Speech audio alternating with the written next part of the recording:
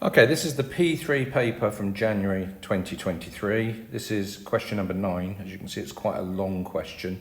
If we just look at the first part, what we've got is this function y equals square root 3 plus 4e to the x squared, and what we've got to do is to find dy by dx. So we're going to be differentiating for the first part, then doing something with tangents there before finally doing some work with fixed point iteration to finish off. But let's make a start to part A. So part A says we've got that function, can we find dy by dx? Well, yeah, hopefully we can. Let's just get started with actually doing that. So we have that y is equal to, hang on, the pen's not working, y is equal to square root of 3 plus 4e to the x squared. If I want to differentiate something, first of all, I'm going to make it to the power of a half. I'm going to do this quite quickly doing the chain rule. If you're struggling with this, you're going to need to go back and do some more work before you come and do past papers. If I'm differentiating this, I think I've got something to the power of a half there. But if I've got something to the power of a half, the first way I think about that then is how do I differentiate that? I multiply by the power and I take one off the power, multiplied by the differential of what's in here. So what's the differential of 4e to the x squared? Well, the differential of e to the x, in effect, is e to the x. The differential of 4e to the x squared is 4e to the x squared, but this time multiplied by the differential of what's in there. It's like we're doing the chain rule twice when we're actually doing this. Differential of x squared is 2x. So that should be dy by dx. Goodness sake, Mr. Peters. That's dy by dx. So dy by dx is equal to, just tidying that up, that gives me the 4 and the 2 and the half will cancel out. We're going to tidy up the way that we're presenting it as well. 4x e to the x squared, and then we'll have the bracket at the end. 3 plus 4e to the x squared, all to the power of minus a half. So that's dy by dx, that's part A.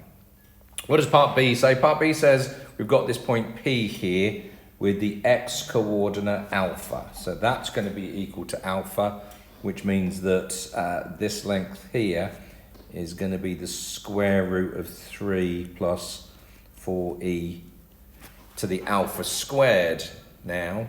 And it says this tangent passes through the origin. Right, so if it passes through the origin, it's going to be y equals mx, where m is the gradient. Well, I can work out what the gradient is. The gradient is just going to be that divided by that. So the gradient is going to be that divided by that, but it's also going to be dy by dx. That gives you the gradient.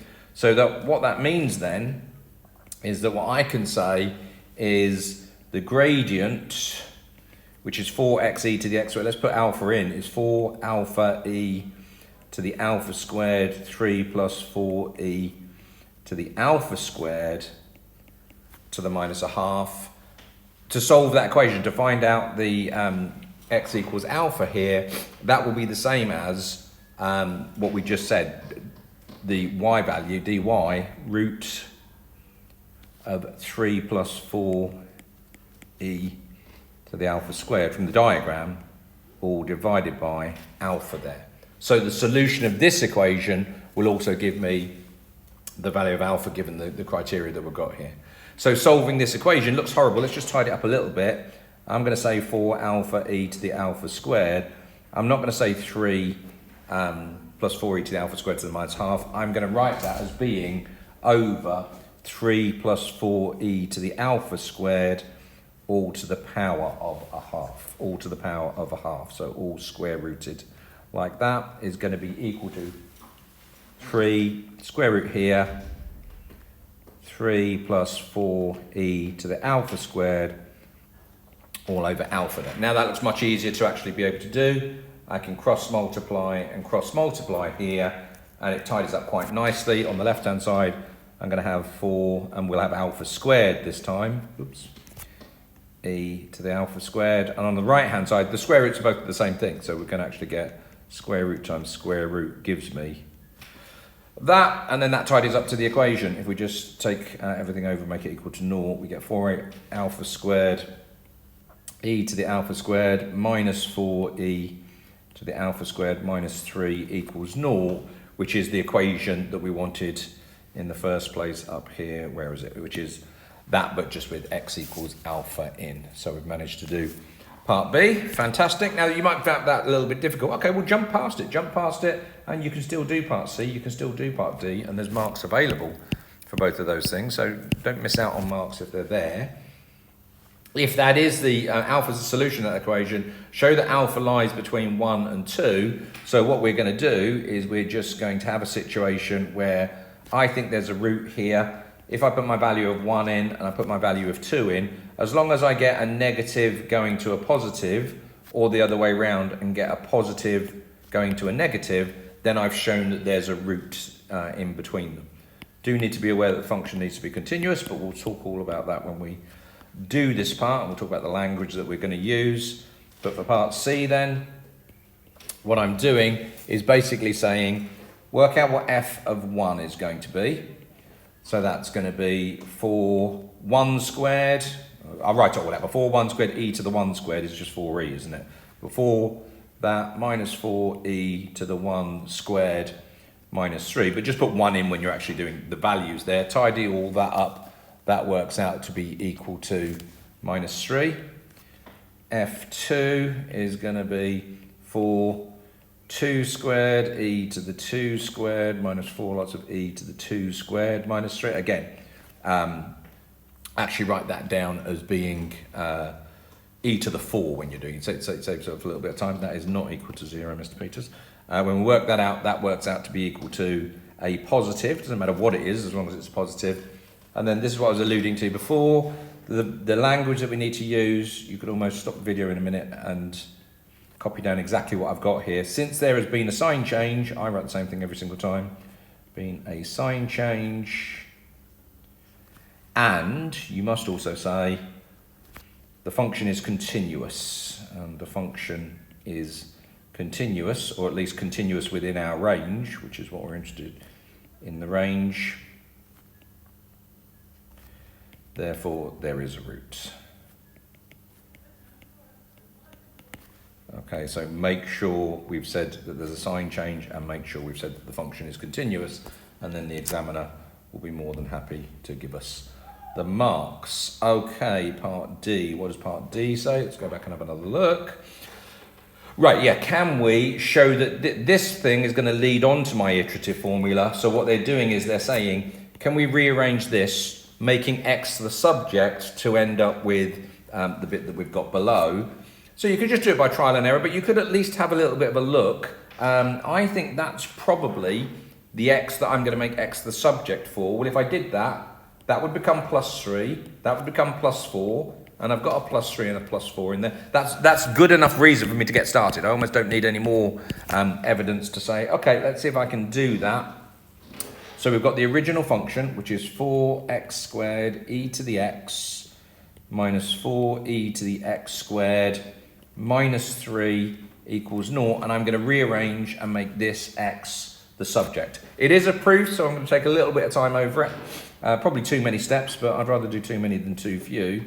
So I've got, squared there. I've got 4x squared e to the x squared minus 4e to the x squared minus 3 equals 0. I'm going to just take those over first of all. Once I've done that, I'm going to divide both sides by the e to the x squared. So I'll get 4e to the x squared over e to the x squared plus 3 over e to the x squared. And if you're keeping an eye on the actual thing we're trying to prove now, you're getting quite excited because that's 4 and that is 3e to the minus x squared, which is part of my solution here. Divide everything by 4, so we get x squared equals that. All divided by 4, and then x is the square root of, again, keep looking at the function you're trying to make it equal to. And if you do that and look at the function, we're nearly there. The only difference is that they haven't got the over 4, they've got a half outside the square root sign, but that's fine. The square root of a quarter is a half, so I can take that out, which would leave me 4 plus 3e to the minus x squared. So I have managed to rearrange that to make x equal to what we wanted. And then part E is simply using the iterative formula. So we're going to start with x equals 1. x1 equals 1. They wanted me to do it a couple of times to get x3. Once I've done that, then what they say is keep going till you get alpha to 4 decimal places. So what that means is, and I'll do it quite quickly when I'm actually going through the work and doing it, but you just keep repeating the process over and over again, and as soon as it stops changing up to the 4th decimal place, then you can say it's accurate to the 4th decimal. Let's do it, and I'll show you what I mean by that. So this is part E. Sorry, this is part E. So write down the iterative formula, x to the n plus 1 equals, and again, this is the way I always do these, just to try and get any marks that are available. What I'll do is I'll write out the actual formula, 3e, quite a complicated formula to write down with all the subscripts and powers and everything. That's my function. I'm going to say x1 equals 1, and I'm going to say x2 equals, and then I just show it being subbed in once. I don't even know that you need to do this, to be honest with you, but I like to just at least make myself feel that I've shown one value there, okay, and then that works out to be 1 point. I'm going to write the whole number. You don't necessarily need to. 5, 6. This is the whole number that I got on my calculator. 1676. x3 then, I'm not showing anything now. I'm just plugging the answer in, getting the answer out, plugging the answer in, getting the answer out. For x3, I will tell you what the whole number was. It was 1.0997 and it was 19368. But at this stage, they want that to 4 decimal places. So now I must make sure then, just be careful when you're doing it. Right, there's 4 decimal places. That's going to get me the mark for that one. For the rest of it, I'm not going to get any marks for methods, so it's just a matter of putting them in and saying what the values are each time. Now, if you want to, I'm going to write them all down for the first few, just so that you can see what I'm talking about here. In fact, I'll do it to, let's say, to 5 decimal places. So I'm writing down 1.10625. I've calculated this in advance, obviously. The next one worked out to be 1.10480. The next one worked out to be 1.10512 as I'm going through. Now, I'm not putting in corrected values. I'm putting in the exact value back in each time. But what I'm looking to see is when will I get to a stage, so the next one, x7, worked out to be 1.0505 here. And now what I can say is when I'm looking at this and I'm getting more and more accurate, if I do however many values I need to do to this, but already here we can see, look, that's 1.051, that's 1.050. So if I'm doing that now to a certain number of decimal places as I'm actually going through, I just stop, and I'm going to do that now, once I get to the stage where 1050 was 4 decimal places where it's stopped correct. It's correcting down there somewhere, but actually it's not changing over the first. If you want it to 1.1, you could have done it after the first 2 and said it's 1.1, it's 1.1, it's not changing. So do as many as you want to do. This is all about time management alongside the other things. If you're doing it quite quickly and plugging it into the calculator and it's not taking you too long, then you can go as far as you want with doing that question. But long question there. Hopefully that all makes sense to you.